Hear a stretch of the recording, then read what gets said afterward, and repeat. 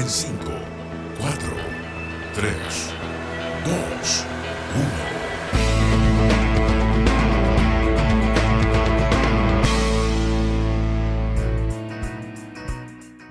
Hola, ¿qué tal? Hoy día debemos confesar, estamos hoy día viernes, por nuestro invitado, por su compleja agenda, vamos a hacer este programa en diferido, como le dicen, así que ustedes nos están viendo un día lunes, pero nosotros hoy día estamos en la máquina, en el DeLorean, en el viernes 10 de septiembre. Ya pronto a Fiestas Patrias y estamos con otro chip, ¿cierto, José? ¿Cómo estás? Bien, ¿y tú, Danilo, qué tal? ¿Cómo va todo? Bien, muchas gracias. Sí, oye, nuestro invitado es el superintendente de electricidad y combustible, Luis Ávila. Va a ser bien interesante, así que más que extendernos con una editorial, quizás contarles un poquito lo que vamos a conversar. La sé que es bien particular, es distinta a otros sectores, porque acá está separado en el sector de energía el regulador del fiscalizador.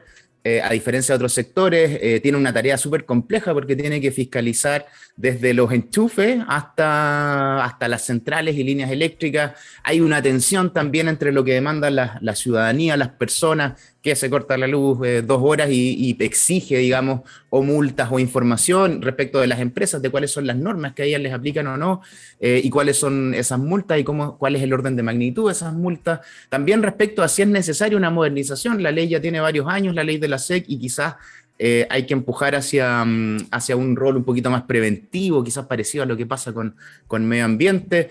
Y finalmente está la discusión también siempre patente de la independencia de estos organismos que son eminentemente técnicos y que si tienen que depender o no de la administración y el gobierno de turno. Así que todos esos temas los vamos a estar revisando con el gran Luis Ávila, pero antes nos vamos a una canción que es de los grandes Black Sabbath, esta vez con Ozzy Osbourne, Evil Woman, acá en Hágase la Luz, el matinal de la energía. Nos vemos. Seguimos en el matinal, espérennos 2 minutos y volvemos con don Luis Ávila, el superintendente de electricidad y combustibles.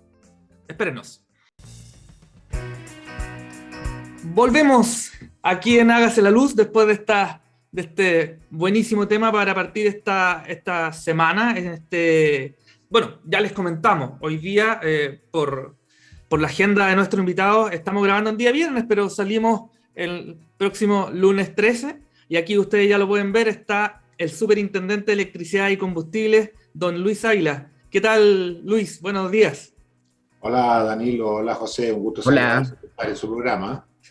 Oye, muchas gracias por hacerte un espacio en tu apretada agenda. Como lo comentamos, hoy día viernes vamos a salir en diferido por la próxima semana. Así que queremos aprovechar muy bien este tiempo y yo voy a hacer una breve presentación de don Luis Ávila. Don Luis, tú eres ingeniero comercial de la Universidad Mariano Agaña y contador auditor de la Universidad de Talca, y además tienes un MBA en la Universidad Adolfo Ibáñez y además un postítulo en gerencia pública de la Universidad de Chile. Fue gerente general de la Asociación de Distribuidores de Combustibles, ADICO, entidad que busca el desarrollo y la protección de las actividades que son comunes a los distribuidores minoristas de combustibles del país, que la posta la tomó Sidney Houston después, cuando tú saliste, ¿cierto? Así es. Un nombre famoso, don Sidney Houston. Y en 2006, ya en el sector público, asume la dirección de la División de Ingeniería de Combustibles de la SEC, de la Superintendencia de Electricidad y Combustibles, y en el año 2011 ya nombrado superintendente de la organización. Cargo donde el año recién pasado, el 2020, fuiste ratificado. Luis, nuevamente, muchas gracias por hacerte un espacio en tu agenda y queremos partir con esta conversación. Vamos, José, con la primera pregunta. Vamos. Oye, Luis, vamos. Dale. Y además, si es que, porque viene además un frente el fin de semana, si es que quienes nos estén escuchando día lunes, si es que hay algo que está pasando, créanme, Luis, compañero de muchas batallas ahí también en el sector público, créanme que va a estar ahí al pie del cañón día lunes si es que algo pasa, que esperemos que no pase nada.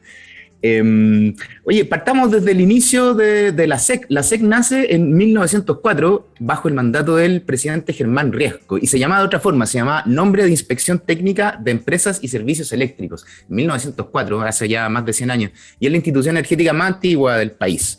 Hoy tiene por misión vigilar la adecuada operación de los servicios de electricidad, gas y combustibles en términos de su seguridad, calidad y precio. Vamos pero devolvámonos un poquito para atrás.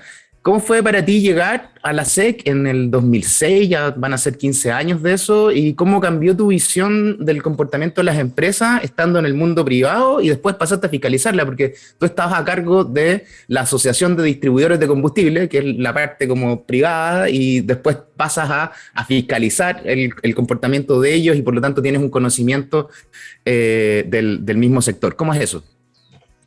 Bueno, efectivamente tú mencionabas que la SEC tiene 116, vamos, un poco más de 116 años. Es una institución en el país, en el área energética, que tiene una cantidad de años y hay gente hoy día en la superintendencia que tiene sobre los 40 años de servicio y que nos hacen recordar cómo eran los procesos en ese tiempo. Mencionaba, sí, efectivamente estaba en el sector privado y en el sector energético, no particularmente en el eléctrico, en la Asociación de Distribuidores de Combustible. Y debo decir que no salió mencionado, pero mi primera práctica laboral, cuando estaba en el periodo de práctica y después incluso me contrataron en el proceso, fue para una constructora que estaba haciendo la central Pehuenche, allá en la cordillera de Talca hacia el sur. Ahí estuve como 6 meses en la cordillera, en un campamento, mirando los procesos que era de construcción de un túnel, de un consorcio que había argentino-brasileño en la construcción de esas centrales. Así que sin saberlo ya estaba ahí el tema energético ligado. Y posteriormente trabajé y estuve en el área de administración, finanzas, planificación estratégica en la Shell, cuando anteriormente la Shell fue una compañía que tenía capitales ingleses, holandeses y estaba en el país en varios rubros. Partí en provincia, trabajando como jefe de oficina, y una vez que terminé mi trabajo allí y llegué a la Asociación de Combustible. La Asociación de Combustible y como gremio ya tiene algo más de mirada, tanto de defensa de intereses, que son finalmente comunión de intereses que tienen los gremios, identificar cuáles son los puntos en común que tienen los distintos actores, y la relación con otros actores. Uno de los actores principales son las distintas agencias del gobierno, de la regulación, de la planificación normativa, y allí ya empecé a mirar la dualidad que había tanto en el mundo privado como el desarrollo y el trabajo permanente que había que hacer con autoridades. Y como bien lo mencionaste, el 2006 la superintendencia hizo un proceso para el cargo de jefe de división en el ámbito de los combustibles. Fue un concurso que no estaba arreglado aún por la alta dirección pública, pero sí se hizo con reglas de concursabilidad abierto, hubo mucha participación y así finalmente fue el ingreso a un área de combustible, que es el área, por lo demás, donde yo tenía el expertise desarrollado ya por aproximadamente unos 15 años.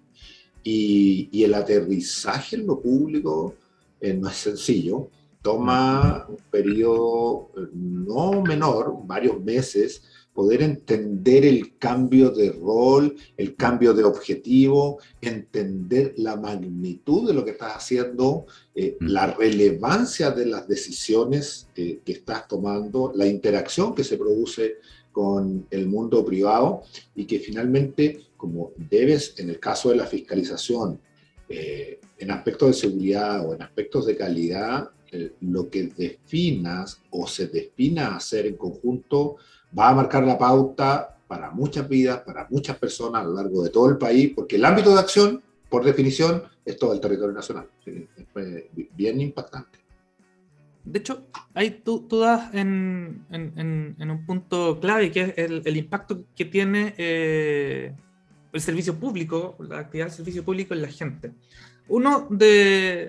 De hecho, los últimos 2 invitados que hemos tenido en este programa, Ignacio Santelice, un conocido tuyo de la Agencia de Sostenibilidad, y también Andrea Amor de la Corfo, conversamos de que ellos son como o son las instituciones donde trabajan, como una ventana del gobierno, del Estado, que afecta directamente a lo que las personas perciben, ¿ya? En este caso del sector eléctrico.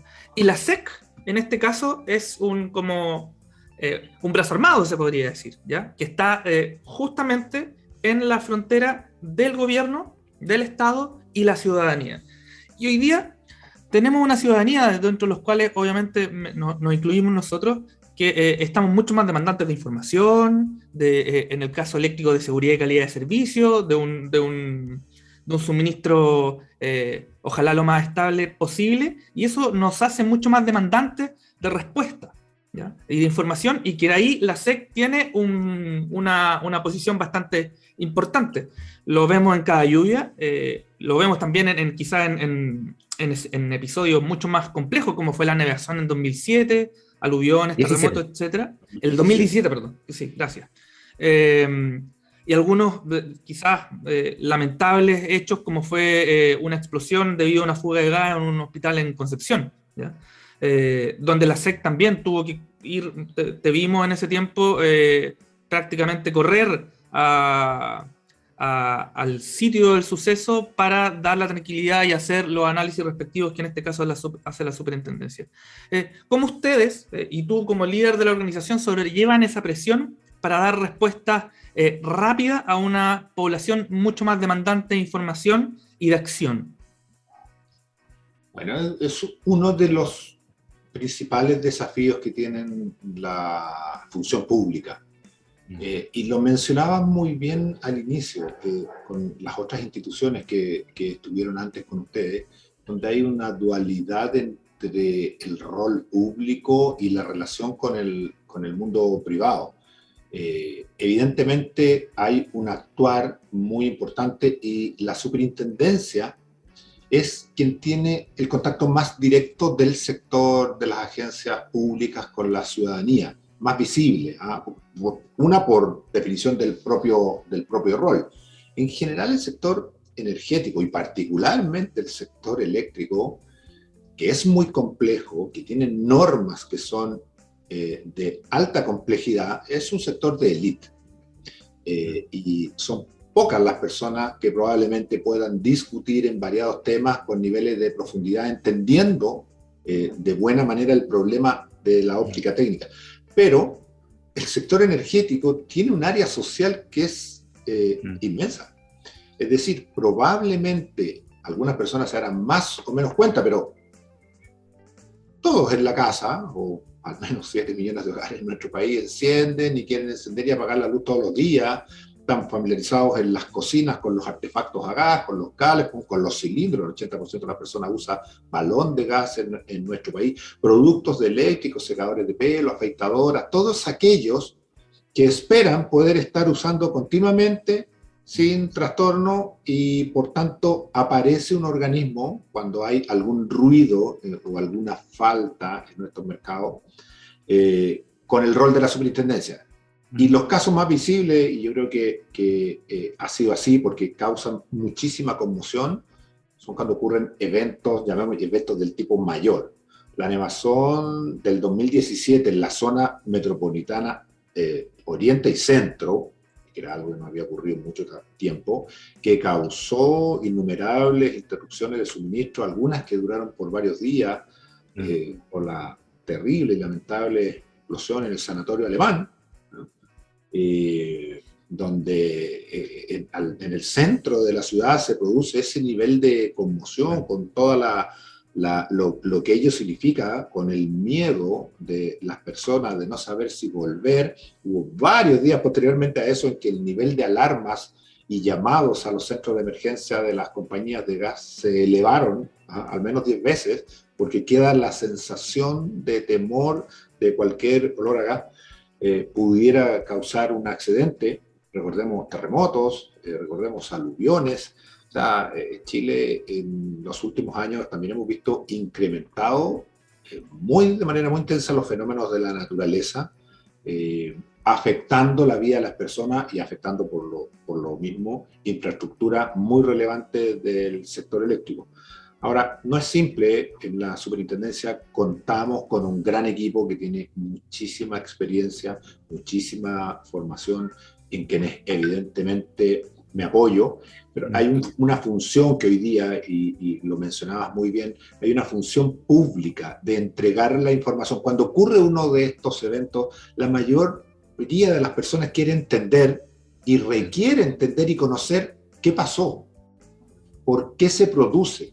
¿Qué es lo que...? Y mientras eso no se conozca o tarde en llegar esa información, el nivel de incertidumbre aumenta y eso no es positivo para efecto del nivel de actuación que se requiere en las personas. Entonces, en el caso efectivamente de la explosión, por ejemplo, en el sanatorio alemán, claro, a las pocas horas ya habíamos estado en el lugar y pudimos constatar y recibir las primeras indagatorias que había hecho el equipo de la SEC de Concepción, identificar dónde había sido el accidente, por qué se había producido y entregar esa información, más allá de lamentar todo lo que produce, entrega tranquilidad en el tema. Sabemos lo que pasó, entonces sabemos cómo se puede corregir y eso permite ahora, en la otra función de autoridades, definir planes, programas, nuevas normativas que intenten mitigar, eliminar o reducir esos riesgos en el futuro. Debe ser... dale, perdón. Sí, como una contrapregunta. Bueno, yo puse solamente 2 eventos, la nevación del 2017 y como tú nos detallas, lo del sanatorio alemán en Concepción. En estos, no sé, muchísimos años, no voy a dar la cifra que tú llevas en la SEC, no, de 10 años de superintendente. Quizás alguno de esos 2 ha sido el más complejo, o falta algún tercero. ¿Cuál crees tú que fue un momento de tú, mientras tú estabas encabezando la organización, que dijiste, este ha sido el episodio más complejo por el impacto que tuvo en la ciudadanía, por el impacto mediático, o de repente incluso que nos demoramos mucho, hablando como sector público, en dar la solución y la información? ¿Tú crees que cuál sería quizá un momento tenso de estos 10 años y algo? Sí, tiene distintos puntos de análisis. No sé si uno podría calificar el evento. Cada uno de estos sucesos o accidentes o fallas en el proceso que causan finalmente alguna discontinuidad de servicio o fallecimientos, heridos, son muy lamentables y son terribles en realidad. Recuerdo algunos casos, quizás no tan renombrados como estos, pero haber estado en un hogar en que por monóxido de carbono se habían intoxicado 6 niños en la Florida. O aquel caso en que un padre modificó la instalación de su casa pensando que hacía lo mejor para sus hijas, instaló una pieza en el patio, instaló un baño, puso él el calefón, sin los conocimientos, y el calefón no le puso el conducto de evacuación. Y estaban 2 niñas, sus hijas, una de ellas la mayor embarazada, y fallecen mientras se daban una ducha en el baño, en una modificación hecha por el padre. Ese tipo de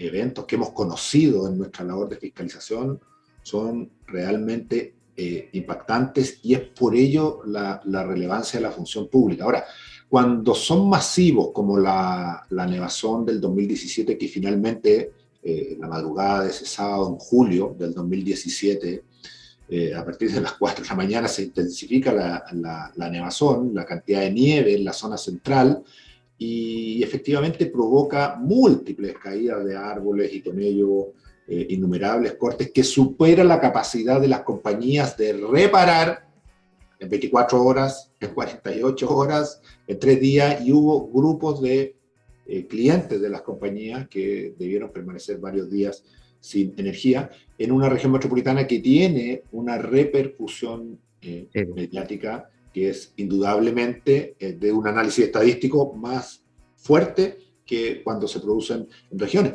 Pero ¿cómo olvidar también el terremoto de 1 y 2 de abril de 2014 en Iquique y Alto Hospicio, que causó una gran destrucción? Yo recuerdo que a los 2 días de ese, y estando allá, y con la falta de información exactamente de dónde estaban los sectores sin energía, el comandante que estaba a cargo de la zona, conseguimos un helicóptero para sobrevolar la ciudad de Iquique y Alto Hospicio, identificar en la noche la zona, estamos hablando de un vuelo que conseguimos cerca de las 11 de la noche, conseguir sobrevolar e identificar en un plano, que después la tripulación del helicóptero me ayudó a terminar de dibujar el plano de dónde estaban las zonas sin energía, como amplias zonas de energía, y con esa información entregársela a los representantes de la empresa distribuidora para que al otro día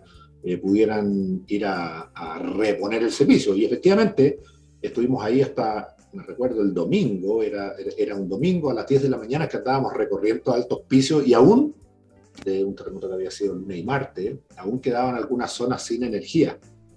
Y también se producen, Danilo y José, algunas anécdotas positivas dentro de todo ese grupo. A ver. Recuerdo perfectamente que estábamos dando vuelta en un pasaje que estaba sin energía, con gente que íbamos en el vehículo y que había estado supervisando las labores de reposición, porque sí habíamos visto los vehículos de la empresa que estaban reparando.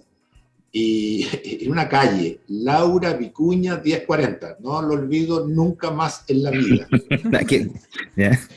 Un señor en la calle, en short, sin luz, con cara de apesadumbrado, llevaba varios días ya sin energía, y lamentaba que ese día se jugaba el clásico, el fútbol. Y tampoco lo iba a poder ver, porque no tenía televisión, no tenía energía en la casa. Y después de darnos una vuelta, nos dimos cuenta que efectivamente el sector ya había sido reparado. Entonces, a los 10 minutos volvimos, y me acuerdo que quien hoy es jefe de división de la superintendencia, Mariano Corral, se baja y llama al señor y le dice, ¿cuál es su casa? Y vamos a la casa y mueve el switch del medidor, y efectivamente se encendió. Era que no la había energía en ese rato, había automático. recuperado la energía esa mañana. Creo que había perdido la esperanza de mover el switch. Pero lo inolvidable de eso es que se sintió un grito en el segundo piso de la casa, sus hijas que se asomaban por la ventana y nos saludaban como, oye, esto es maravilloso. Y ¿Ustedes les arreglaron el problema? Esas anécdotas, claro, puntualmente podría haberlo hecho si hubiese sido insistente con el switch del medidor, pero son anécdotas que vienen dentro de lo lamentable que a veces ocurre con estos procesos. Entregan también alegría y motivación a la función pública. Es que además no se sabe muchas veces, o sea, si bien tú en general apareces en medios dando como, finalmente es el Estado el que da la cara, ¿cierto? Tú eres parte como del Estado de la función pública que dice esto es lo que está pasando, ¿cierto? Y da la información para tranquilidad de las personas. Eso yo siempre me lo he preguntado y te lo aprovecho de preguntar también, debe ser súper duro estar, porque eso sí que es 24/7. Yo me acuerdo, y ahí muy cortito la anécdota, que estábamos una vez en la casa de la ministra Susana Jiménez, con unas personas, no sé si era sábado o domingo, y fue lo del sanatorio alemán, y tú como que se demoró 10 minutos en poder contactarte porque o algo así, un espacio de minutos, porque no sé si saben, pero Luis es un asiduo ciclista. Entonces justo había un espacio donde no había señal, y todos, así todos dando vueltas, ¿dónde está Luis? Porque había un avión, o sea, había un auto que te iba a llevar, un avión de la FACH que te iba a llevar inmediatamente. Y estamos hablando de, no me acuerdo si era sábado o domingo, pero era un momento que no tenías por qué estar disponible.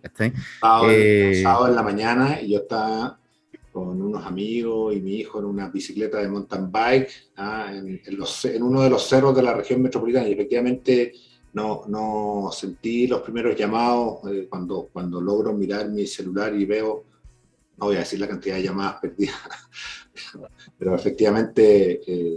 Claro, sí, eso fue el día en que ocurrió el accidente en el sanatorio alemán, la explosión por los resultados que todos vimos. Claro, y fue un espacio solo como de minutos, pero para que irnos, no sé, por los que nos están escuchando se van a dimensionar el rol que tiene, que ahí inmediatamente tiene que partirse a la hora que sea el día que sea. Rápidamente hay un avión de la FACH que lo lleva, entonces es bien brutal.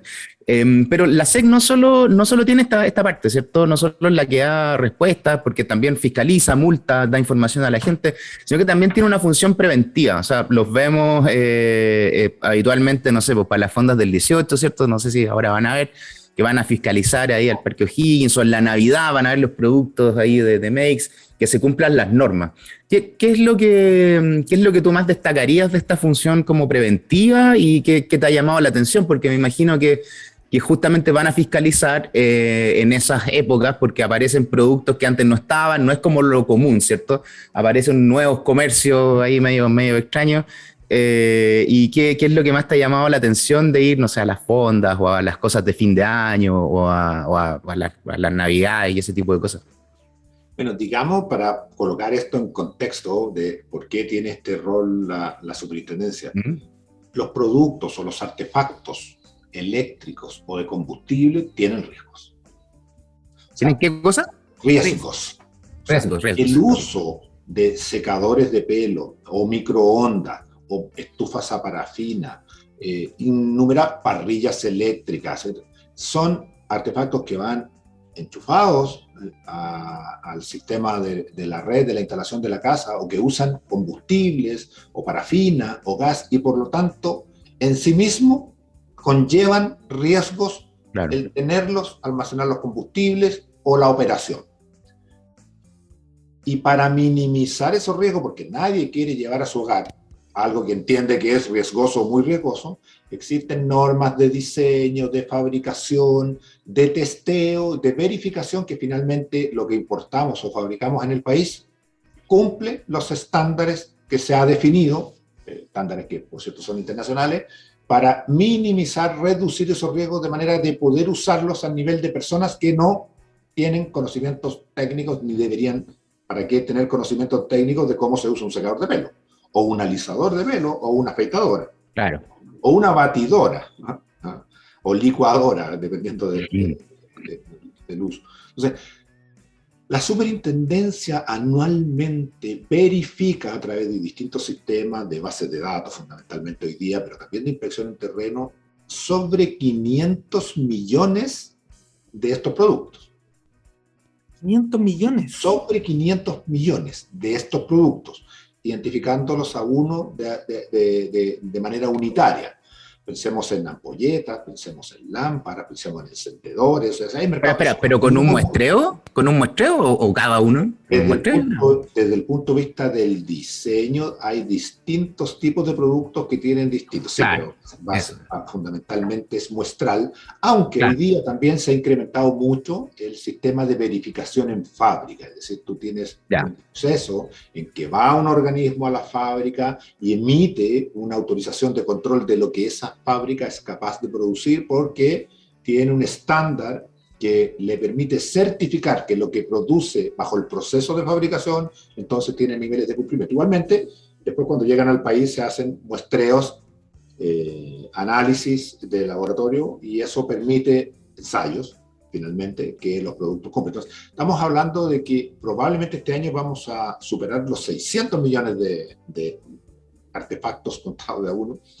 Y estos artefactos son introducidos al hogar. Entonces, es muy importante tanto la función de verificar a los organismos que están encargados del control, a quienes aplican los ensayos en las importaciones, pero también cuando no se respetan o no se siguen estas reglas de hacer las verificaciones que están en la normativa y los productos pueden ingresar igualmente y llegar al comercio sin contar con el sello SEC, y por eso que están estas fiscalizaciones de terreno, directamente en el comercio, para intentar identificar si hay producto que pudiera estar llegando a los hogares.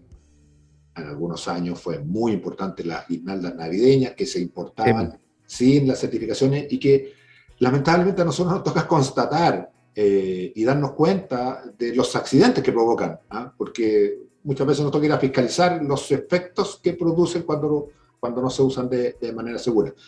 Y junto con ello existen, lo que usamos son campañas también, porque nos interesa que las personas, que la ciudadanía tome información, tenga la información, y para eso usamos también estas fechas para colocar estos temas en la agenda pública, para informar a las personas de que existen estos riesgos, para que identifiquen formas simples de mitigarlos, reducirlos, eliminarlos, a través de, primero, comprar productos que tengan estándar de seguridad, y eso se ve con el sello SEC, y segundo, que tengan hábitos y operación que les permitan manejarlos de manera segura.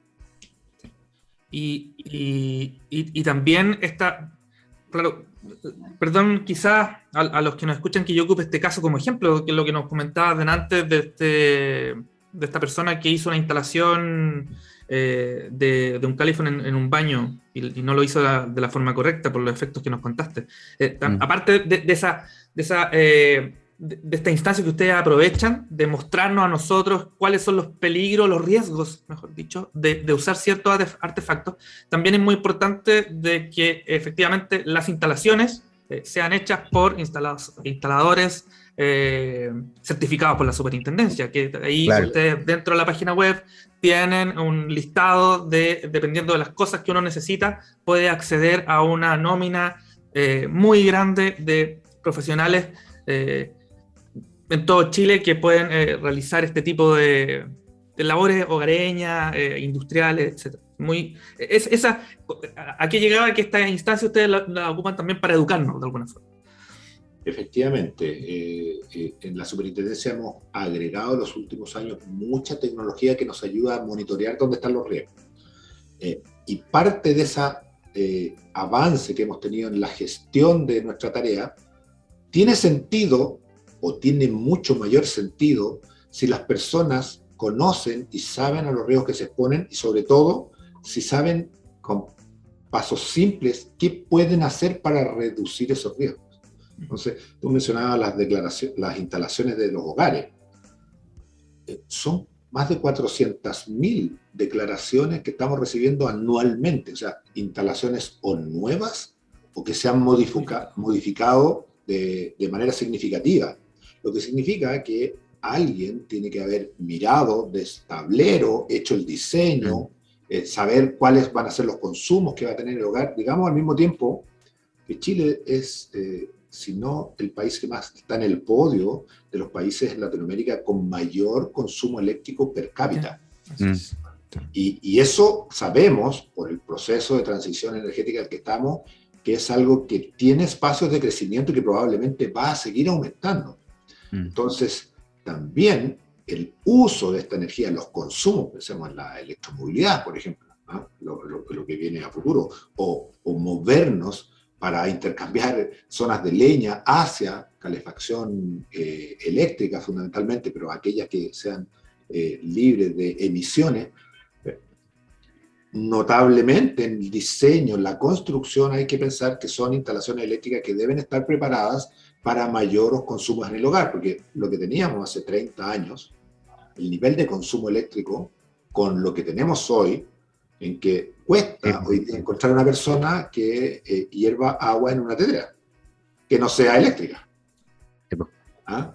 Desde el microondas, los hornos, la cantidad de celulares, la cantidad de televisores, el uso de la mejora del bienestar en el país, significado intensivo uso de lavadoras, refrigeradores que ya no son de una puerta, son unos refrigeradores que van también creciendo de tamaño, que tienen etiquetas de eficiencia energética y que también tienen funciones que ayudan por esa vía, pero lo que quiero decir con esto es que la intensidad en el consumo eléctrico ha estado aumentando y eso siempre tiene que ser mirando también la otra parte del riesgo es ¿y mi instalación estará suficientemente bien preparada para ello?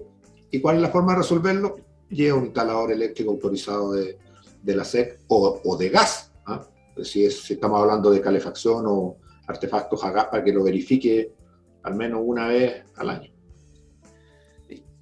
Hablamos de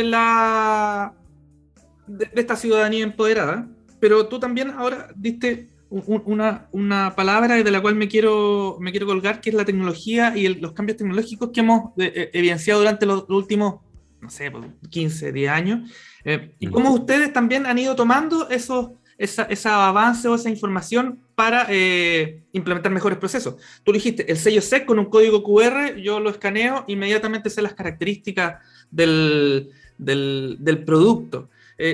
Pero también hay otras cosas que están pasando, por ejemplo, vamos a nombrarlo con nombre y apellido, don Julio Clavijo, que está ahí en la línea de batalla de la electromovilidad, estableciendo normativa, diseño, investigando, algo que se viene muy potente y que la superintendencia se está preparando. Medición inteligente, otro gran baluarte que va a proveer mucha información y va a mejorar mucho la acción, tanto de las empresas distribuidoras como también de ustedes en la fiscalización.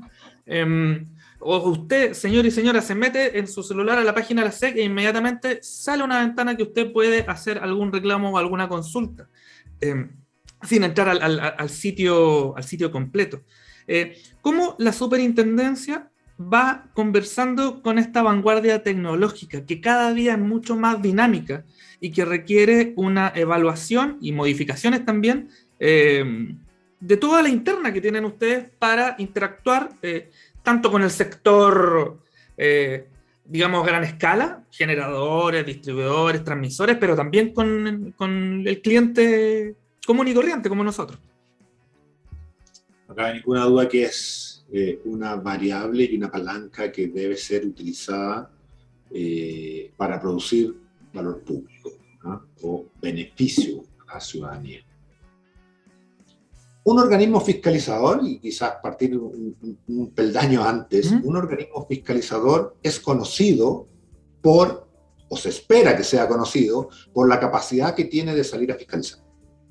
Entendiendo salir a fiscalizar por tener personas que toman un vehículo y salen a mirar, a recorrer el nivel de cumplimiento que tienen las distintas empresas que son las fiscalizadas o los actores del mercado en el rubro eléctrico, en el rubro del gas, en el rubro del combustible, en el rubro de los productos, etc.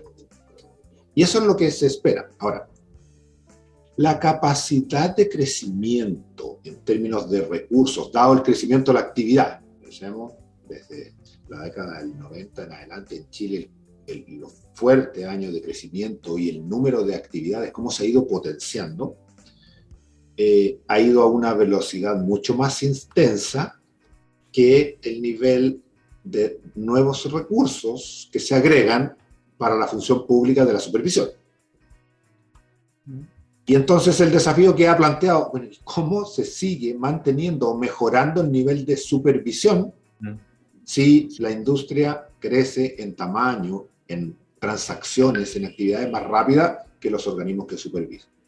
Y ahí aparece entonces la brecha tecnológica.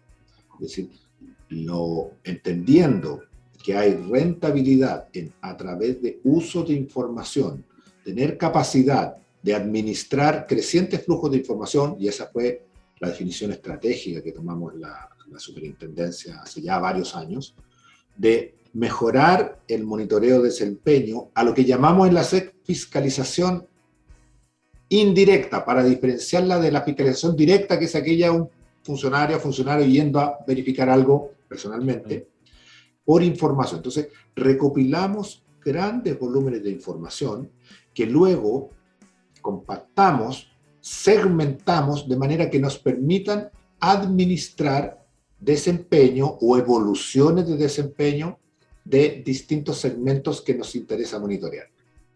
Y eso finalmente lo trasladamos en sistemas de indicadores o incluso en aplicaciones, que hoy día todos los fiscalizadores y fiscalizadoras de la SEC lo tenemos en nuestros celulares, en nuestros computadores, y cada día, al llegar a la oficina, así como uno podría decir, ¿qué es lo primero que hago? Bueno, lo primero que hago es abrir como los indicadores de la bolsa, pero en este caso son indicadores de interrupciones para cada una de las regiones del país, indicadores de reclamos, indicadores de demora en la restitución del servicio, indicadores de nivel de flujo de facturación provisoria, indicadores. Entonces, hay una serie de indicadores que estamos monitoreando como una manera de ayudarnos a segmentar información para permitirnos tener más agilidad en llegar a usar los recursos en aquello que va a mover más la aguja a beneficio del ciudadano en el cumplimiento de los objetivos de política pública. Es un modelo bien simple, que le hemos llamado de las 3 M, una M de medir el desempeño, y esa es la primera, es decir, ser capaces de medir si lo que están haciendo está en el nivel de cumplimiento o en el de incumplimiento. Una segunda M de tomar medidas para el desempeño deficiente. Si detectamos desempeños que son insuficientes o subestándar, debemos tomar medidas, desde las regulatorias a otras que promuevan el cumplimiento a más corto plazo. Y finalmente, la tercera M de llegar y lograr las metas que pueden estar establecidas en la normativa, como son indicadores de continuidad o metas simplemente de comparación entre unos actores y otros para ver quiénes están en un nivel de tecnología que les permite mejor desempeño, con la misma ingeniería, con la misma capacitación, con los mismos recursos que se puede acceder, pero obtienen menores resultados y nos enfocamos entonces en esa movilización. Este mundo, esta forma integral de usar la tecnología para tomar decisiones de política pública basada en evidencia y pudiendo dejar trazabilidad si estamos impactando positiva, negativamente o de manera neutra el desempeño, es la que usamos intensivamente a través de diversas plataformas tecnológicas. Oye, Luis, porque el tiempo se nos ha ido súper rápido, pero sabes que hay una pregunta que no podemos dejar de hacerte. Ustedes están como en una permanente tensión, ¿cierto? Entre la fiscalización a las empresas, a los privados, respecto de los servicios y productos que entregan, ¿cierto? A las personas, y por otra parte las personas que exigen y demandan una cierta calidad de las cosas que reciben, ¿cierto? Entonces hay una presión ahí por parte de las personas de decir, y que no les, muchas veces, y no tienen por qué necesariamente saberlo, es difícil llegar y decirle, sabe que la norma le permite fallar 2 horas o le permite fallar este número de horas en el año, y de repente cuando hay casos que son con un sentido público, tienen una connotación pública mayor, puede haber una presión muy fuerte, y de repente incluso de autoridades políticas. Muchas veces vemos a los parlamentarios salir diciendo que se apliquen las máximas sanciones, y más que las máximas tienen que aplicar lo que corresponda de acuerdo a la institucionalidad. Y por otro lado, a veces las empresas dicen, oye, esta presión puede hacer que no existan los elementos para cuantificar bien la sanción respecto al daño que yo pude haber causado o al incumplimiento que tuve o no tuve. ¿Cómo manejan eso? ¿Qué opinas respecto tanto a la visión desde los clientes como desde las empresas de esta tensión que existe? O sea, creo que lo que hemos podido entender de manera amplia la superintendencia, que lo que pasa en el sector, el desempeño de los actores, produce para distintas personas o para distintos grupos distintas aproximaciones. Cuando tú pierdes un servicio básico o esencial, como podría ser el suministro eléctrico, el suministro de gas, evidentemente la sensación es de molestia, pudiendo entenderla de mejor manera o no la causa que provoca eso. O sea, si tú estás en un sector y ves que un vehículo choca el poste y te quedas sin luz, tiendes a tener un mayor nivel de comprensión. Bueno, estoy sin energía porque hay un vehículo, un camión que dañó la instalación, y veo como las brigadas están trabajando y reparando, y por lo tanto sé que lo más probable es que si no me ha llegado antes la luz, va a llegar cuando terminen de reparar, y lo veo. Hay ocasiones en que eso no es tan nítido, es decir, cuando hay fallas en transmisión, por ejemplo. La transmisión está ocurriendo, la falla en el corte de conductor, o hay un árbol o alguien que hace trabajo y corta un conductor y deja un importante sector sin energía, pero no se produce el efecto que tú estás viendo el camión que chocó el poste. Claro. Pues a nadie trabajando cerca tuyo, y te queda la sensación, si no te llegan con la información de que mira, se cortó la luz, nadie hace nada, y no necesariamente se te está informando, porque tampoco es simple llegar con esa información uno a uno, eso lo entendemos, pero hay un problema que debe ser resuelto en otro lugar que puede estar a muchísimos kilómetros de distancia. Es la compañía la que no recibe, distribuidor en este caso, la que no recibe la energía. Por lo demás, dando ese contexto, nosotros como fiscalizadores somos fiscalizadoras de la norma vigente, y este es un punto que tenemos que cuidar en la superintendencia. Y la norma vigente significa que nosotros tenemos que velar porque aquellas leyes, sus reglamentos y las demás normas que hacen y que completan el sistema normativo se cumplan en los niveles en que fueron dictadas y publicadas en el Diario Oficial. Y eso, en el sector eléctrico, dado el ejemplo que tú pones, José, no es interrupción cero necesariamente. Ahora, eso no significa que a las personas que se les interrumpe el servicio no tengan la molestia por no tener el servicio. Sin embargo, desde el punto de vista de la acción regulatoria o disciplinadora que entrega la ley, es la posibilidad de aplicar sanciones que tienen que ir en relación a la falta o falla en la mantención o la tarea que no se realizó. Y eso es un proceso que debe formarse y que está reglado en la ley y que tiene un proceso que suele ser más lento que lo que a algunas personas les gustaría, ¿no? Pero es un proceso que está arreglado en la ley. Y además, en la superintendencia tenemos un punto de mira muy claro. Siempre tenemos que realizar y convencernos técnico y jurídicamente del proceso eventualmente sancionatorio que estamos llevando. ¿Por qué? Porque sabemos que prácticamente todas estas sanciones tenemos un otro órgano que controla a la superintendencia. Más allá de la legalidad de la Contraloría, están los tribunales de justicia y la Corte Suprema. Entonces, si en alguna ocasión algún fiscalizado siente que nos hemos excedido en nuestro rol fiscalizador o en colocar una multa, siempre le va a asistir el derecho, y lo pueden hacer, y de hecho lo hacen, de llevar esas sanciones a otro órgano más arriba, que es los tribunales de justicia, para que zanjen si la superintendencia actuó o no actuó de acuerdo a la normativa. Ahora, Oye, Luis, pero en hay eso una las pregunta. estadísticas son bien buenas para la SEC. Sí, oye, una pregunta, Danilo me va a retar por la hora, pero muy cortito. Solo para trasladar la pregunta, que también desde el sector privado muchas veces dicen como, bueno, está bien, pero si voy a los tribunales, a la Corte Suprema, evidentemente le van a dar la razón a la SEC porque es el órgano como del Estado que es el experto técnico como del Estado, y por qué le voy a crear una empresa y no a la SEC. Eso como que se dice en el sector. ¿Qué opinas de eso? Deferencia técnica. Claro. Le llaman. Puede ser, yo no me cuentan esas cosas a mí en realidad. Esa es la gracia de este programa, que podemos contarlo. Desde el sector no me cuentan esas infidencias.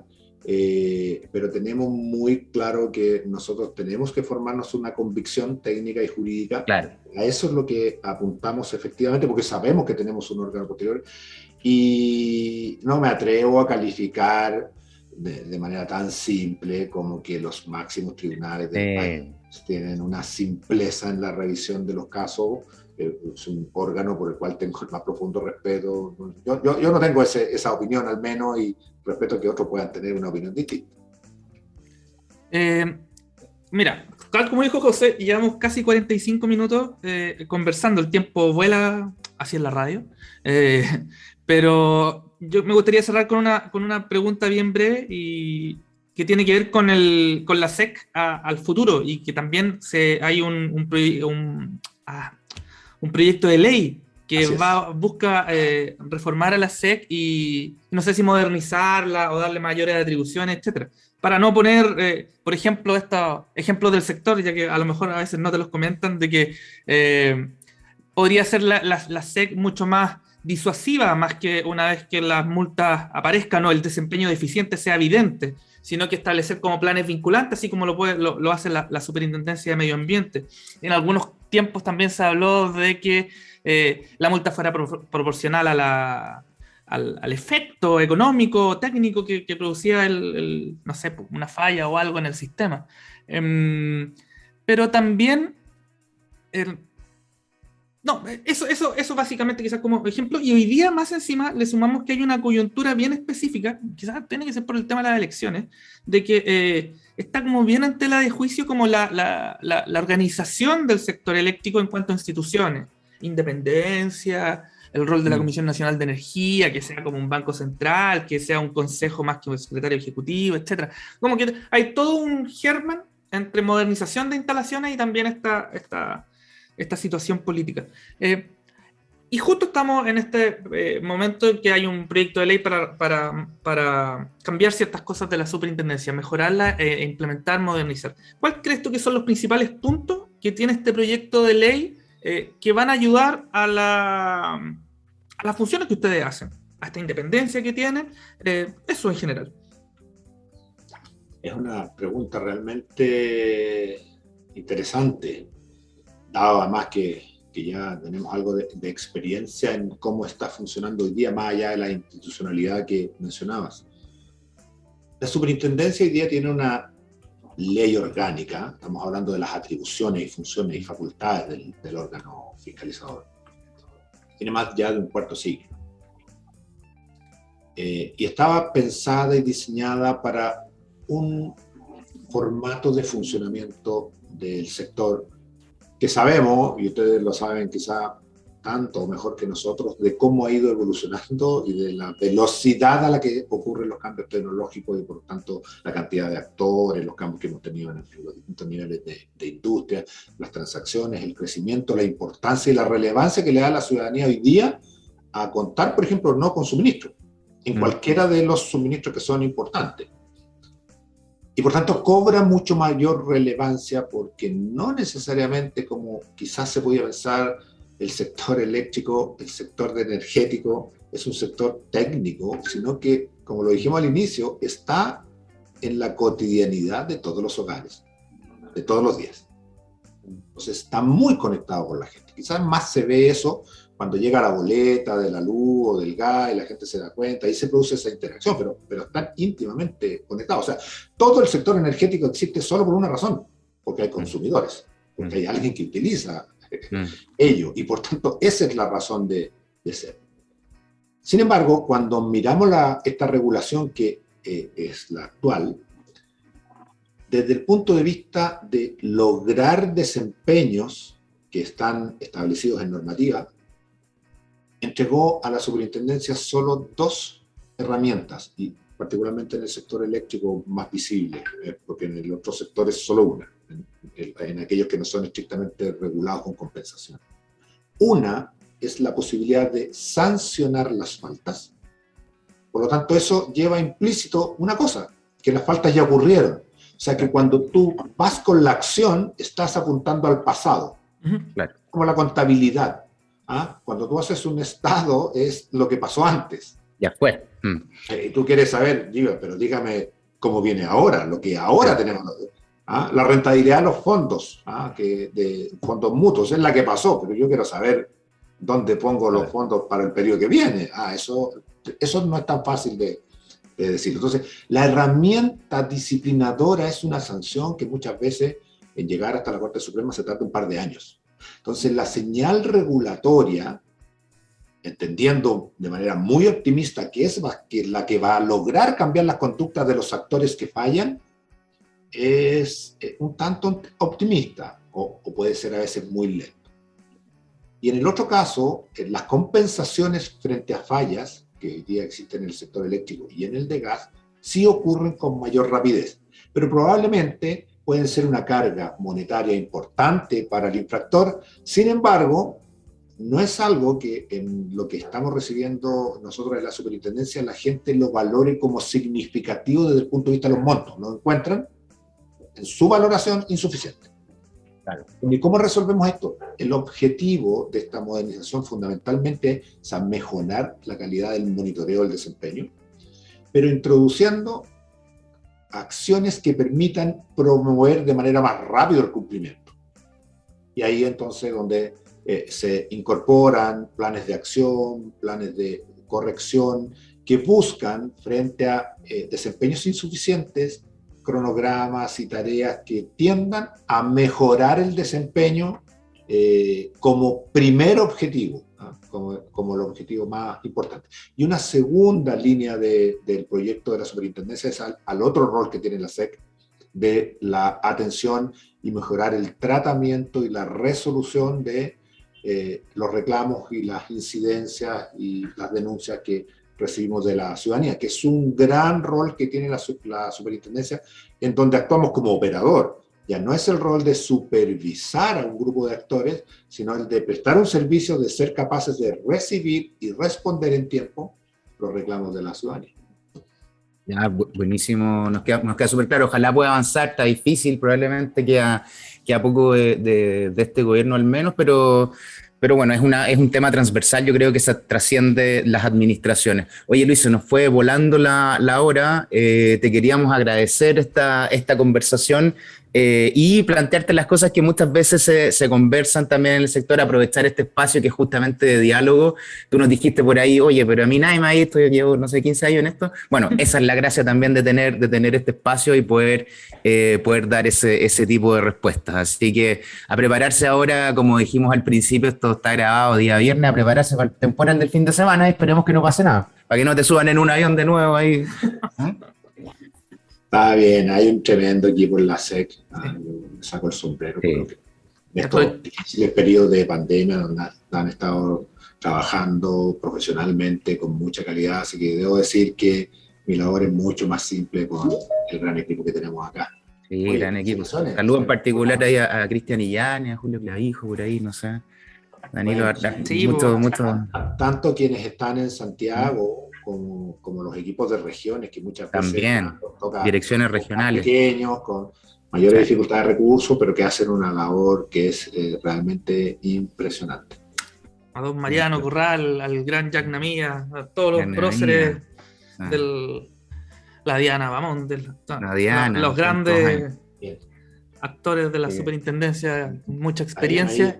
Pasa el dato que hay unos concursos que tenemos abiertos, donde estamos buscando algunos directores regionales, están en plazo de Mira. postular, así que usemos la plataforma para Sí. Oye, por al supuesto, lo que sector público en necesita. labores que son muy desafiantes. No se van a Muy bonitas también. Bien, pues Luis, muchísimas gracias por estar Muchas con gracias. nosotros. Un abrazo, que estén muy bien. Un abrazo y sigan ustedes acá en TX Plus. Ya viene José Miguel Fornaro con TX Topic, así que no se lo pierdan, va a estar muy entretenido. Y nuevamente, muchas gracias Luis por contarnos sobre los desafíos y el presente de la Superintendencia de Electricidad y Combustible. Nos vemos la próxima semana. Chau. Que estén muy bien. Chao. Chao, chao.